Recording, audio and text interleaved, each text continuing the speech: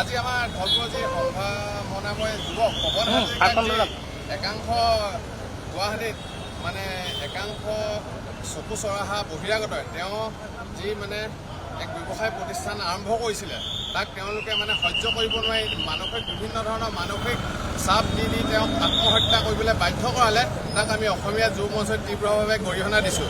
আজি আমি অসমৰ মুখ্যমন্ত্ৰী ডাঙৰীয়াক দেখিছোঁ তেওঁ যি জাতি মাটি আৰু খিলঞ্জীয়া কথা কয় আৰু জাতি মাটি ৰক্ষাৰ কথা কয়, কিন্তু এজন বহিৰাগত মানে গ্ৰেপ্তাৰ কৰিলে, কিন্তু আজি দুজন পলাই আছে।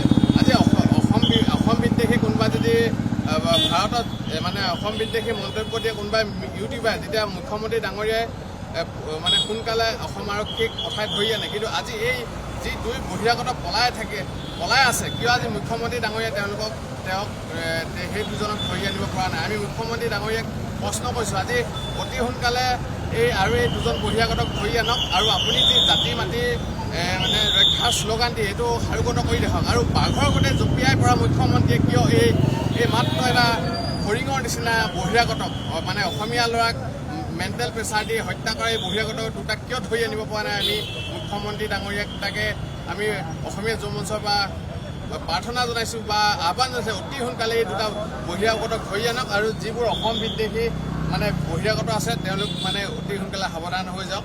কিন্তু আমি অসমীয়া যুৱ মঞ্চৰ অনাগত দিনত যদি এনেকুৱা অসমীয়া ল'ৰাক হত্যা কৰিবলৈ হয়, বিভিন্ন ধৰণৰ অসম বিৰোধী কুচক্ৰান্ত কৰিবলৈ হয়, আমি কিন্তু আমাৰ অসমীয়া যুৱ মঞ্চৰ ষ্টাইলত বহিৰাগতৰ বিৰুদ্ধে অসম বিদ্বেষী বহিৰাগতৰ বিৰুদ্ধে এক জংগী আন্দোলন গঢ়ি তুলিবলৈ বাধ্য। পৱন হাজৰিকা, কাইলৈ প্ৰণৱ শইকীয়া, পৰহিলৈ দীপাংকৰ নাথ, এইদৰে যে অসমীয়া ল'ৰাক মাৰি মাৰি হত্যা কৰা হৈছে, একাংশ বহিৰাগতক আমি স্পষ্ট ভাষাৰে ক'ব বিচাৰিছোঁ। কাৰণ ইয়াত বহুতক সন্মান কৰোঁ, এই সন্মান যদি ল'ব নাজানে বহিৰাগতক সন্মান দি লাভ নাই।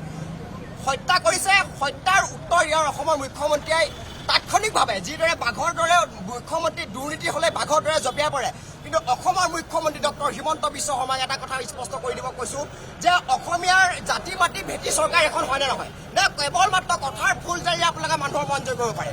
যদি আপোনালোকে প্ৰকৃততে জাতি মাটি আৰু ভেটিৰ কাৰণে আপোনালোকে যদি যুঁজ কৰি বিজেপি চৰকাৰ বনাইছে, পৱন শইকীয়াৰ হত্যাকাৰী দুগৰাকী এতিয়া বৰ্তমান নিৰুদ্দেশ হৈ আছে।